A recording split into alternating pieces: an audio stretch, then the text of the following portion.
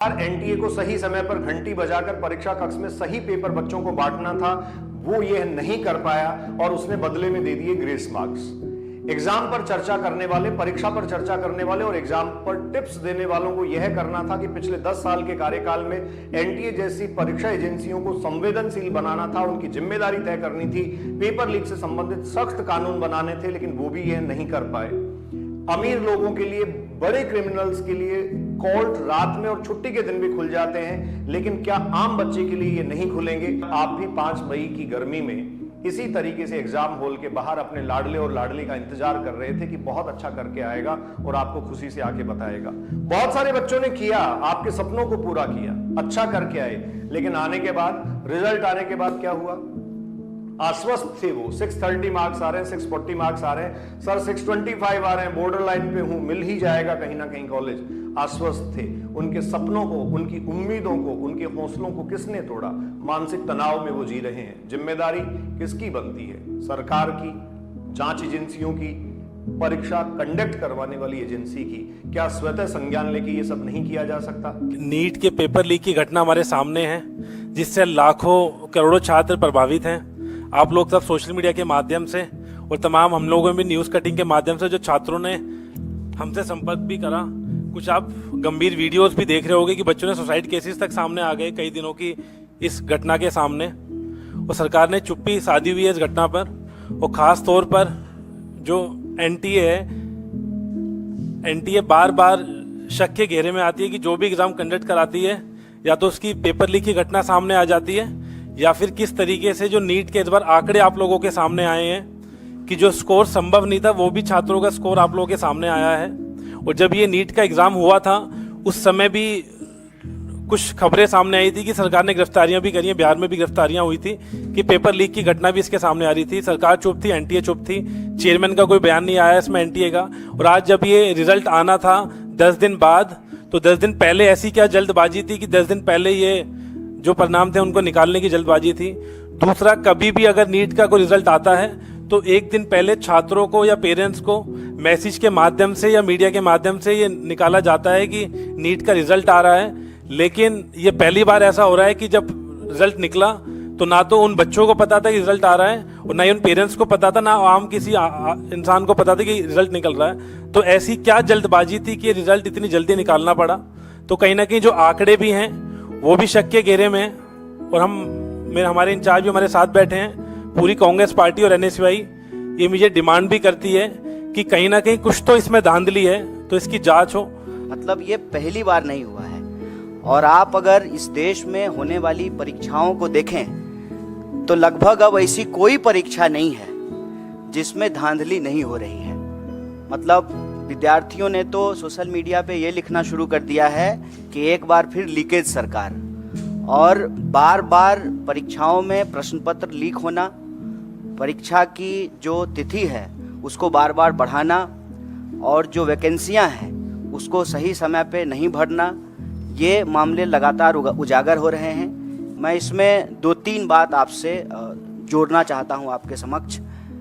अव्वल तो आप सब लोगों ने देखा होगा कि चुनाव से पहले आदरणीय प्रधानमंत्री जी परीक्षा पर चर्चा करते हैं। हमारे यहाँ कहावत है, जाके पैर न फटे विवाई, वो क्या जाने पीड़ पड़ाई।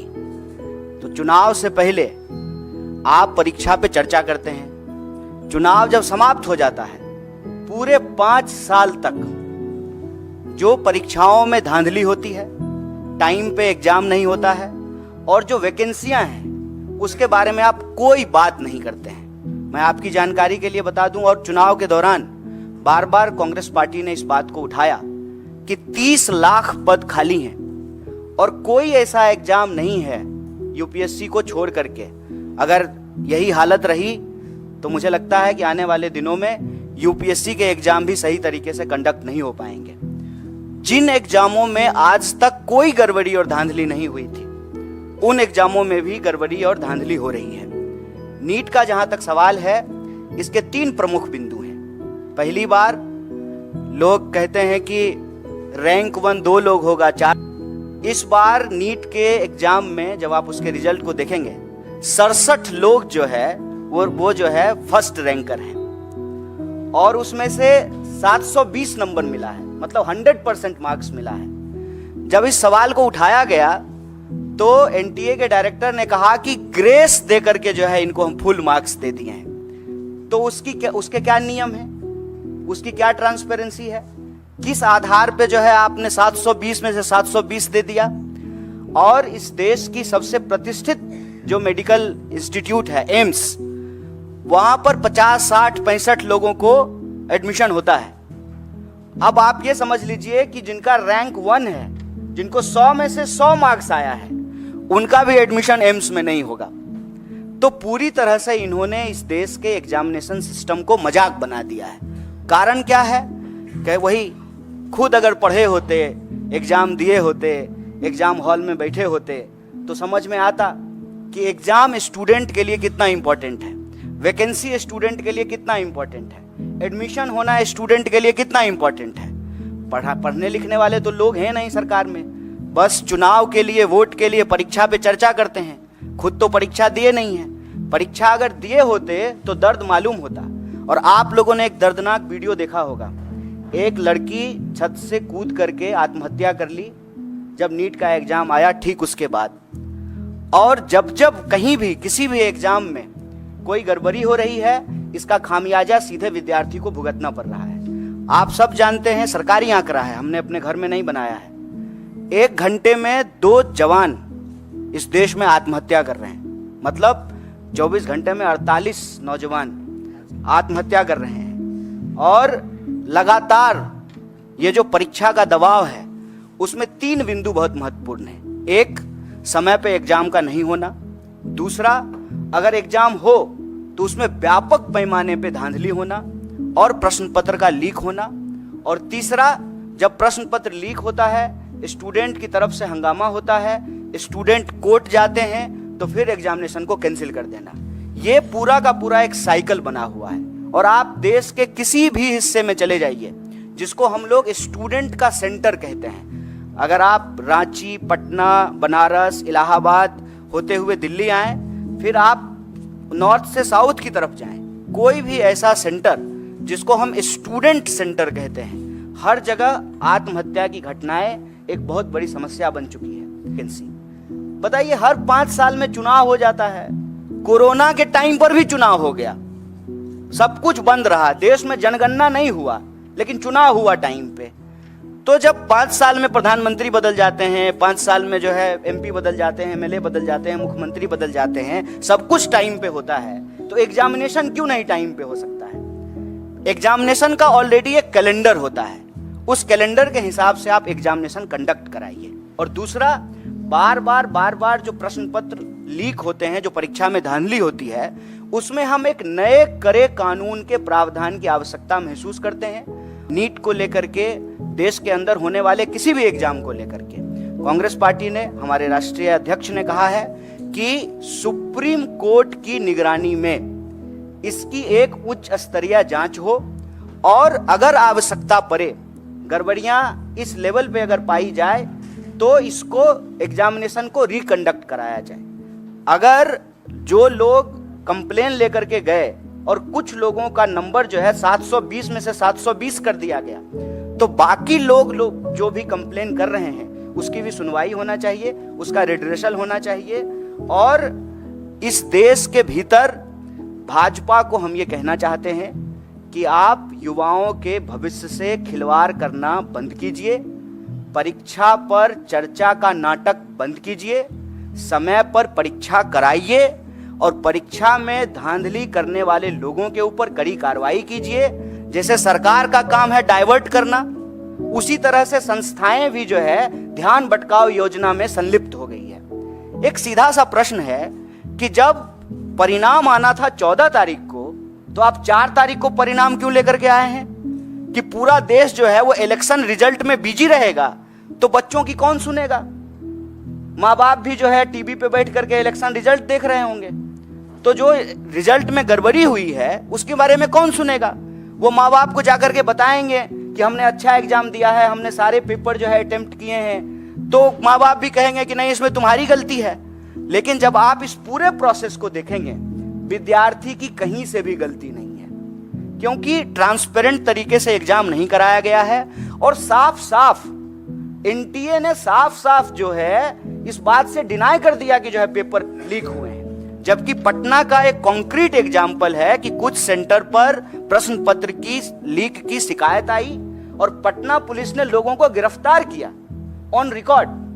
पटना पुलिस पेपर लीक करने के मामले में कुछ लोगों को गिरफ्तार कर रही है और एजेंसी कह रही है कि कोई प्रश्न पत्र लीक नहीं हुआ है। और मजेदार बात यह है कि 67 लोग वो रैंक 1 है। और उससे भी एक मजेदार बात जान लीजिए, एक ही लाइन में 12 लोग जो बैठे हुए हैं वो सबको रैंक 1 आया है। मैं समझ रहे हैं कि इनको भी रैंक 1, हमको भी रैंक 1, इनको भी रैंक 1। दुनिया की सारी काबिलियत लेकर के हम ही तीनों बैठे हुए हैं, बाकी और जो है स्टूडेंट के पास कोई टैलेंट नहीं है। एक ही सेंटर पर एक ही रो में बैठे हुए 12 लोग टॉप कर गए हैं और 100 में 100। हम किसी की योग्यता पे सवाल नहीं उठा रहे हैं, लेकिन जो एनटीए है उसकी योग्यता पे जरूर सवाल उठा रहे हैं, सरकार की मंशा पे सवाल उठा रहे हैं और सीधा सीधा ये मांग कर रहे हैं कि आप देश के बच्चों के भविष्य से खेलना बंद कीजिए, युवाओं के भविष्य से खेलना बंद कीजिए, समय पर एग्जाम कराइए, धांधली को रोकने के लिए, पेपर लीक को रोकने के लिए कड़ा कानून बनाइए और अभी जो नीट का मामला है उसकी जो है पुनर्समीक्षा कीजिए। जो लोग भी कंप्लेन कर रहे हैं उसका रिड्रेसल कीजिए और सुप्रीम कोर्ट ने, हमारे अध्यक्ष जी ने डिमांड किया है, सुप्रीम कोर्ट की निगरानी में इसकी जांच कराइए और जांच में ये गड़बड़ी, ये आरोप सही पाए जाते हैं तो आप एग्जाम को रिकंडक्ट कराइए और ये चालाकी करना बंद कीजिए कि जिस दिन जो है लोकसभा इलेक्शन का रिजल्ट आ रहा है उसी दिन नीट का रिजल्ट निकाल देते हैं। और यह जो धांधली की गई है, गड़बड़ी की गई है, बच्चों के भविष्य के साथ जो खिलवाड़ किया है, ये चालाकी नहीं चलेगी। परीक्षा पर चर्चा का राजनीतिक और इलेक्टोरल पॉलिटिकल स्टंट हम लोग देख चुके हैं। ये बात जो है विद्यार्थियों को वोट बैंक में समेटने का नहीं है। यह बात है कि बच्चे इस देश के भविष्य हैं और उनका जीवन मरण जुड़ा हुआ है इस बात से। लोगों की रूह कांप जानी चाहिए कि एग्जाम के रिजल्ट के बाद जिस पैमाने पे जो है लोग आत्महत्या कर रहे हैं। आप देखिए, वो लाइव वीडियो है, सीसीटीवी कैमरा का रिकॉर्डिंग है कि रिजल्ट आया है और लड़की जाकर के जो है जान दे दी है। और हम इस देश के विद्यार्थियों से आप सबके माध्यम से कहना चाहते हैं, हमारी पार्टी कंसर्न है। आपने देश भर से मैसेज किया है, ईमेल किया है, फोन कॉल किए हैं और हमारे लिए सरकार बनेगी, बन जाएगी, शपथ ग्रहण हो जाएगा, लेकिन यह मुद्दा हमारे लिए बहुत महत्वपूर्ण है। इसीलिए ज्यों ही इसकी जानकारी हम लोगों को मिली, हमारा जो स्टूडेंट विंग है एनएसयूआई, उसके अध्यक्ष और हमारी पार्टी के राष्ट्रीय अध्यक्ष ने इस मामले को उठाया है और इसी गंभीरता को आगे बढ़ाते हुए हम लोगों ने यह प्रेस कॉन्फ्रेंस किया है। और हम उम्मीद करते हैं आप तमाम मीडिया के साथियों से कि आपके घर के भी बच्चे अलग अलग एग्जाम की तैयारी करते हैं, आपके भी बच्चे हैं, हमारे घर के भी बच्चे हैं और ये हमारे परिवार का और हमारे जो है देश के भविष्य का सवाल है। इस बात को जो है आप लोग भी इसी गंभीरता से उठाएंगे, सरकार से सवाल पूछेंगे और हमारी बात को जो है सरकार तक पहुंचाएंगे। बहुत बहुत धन्यवाद।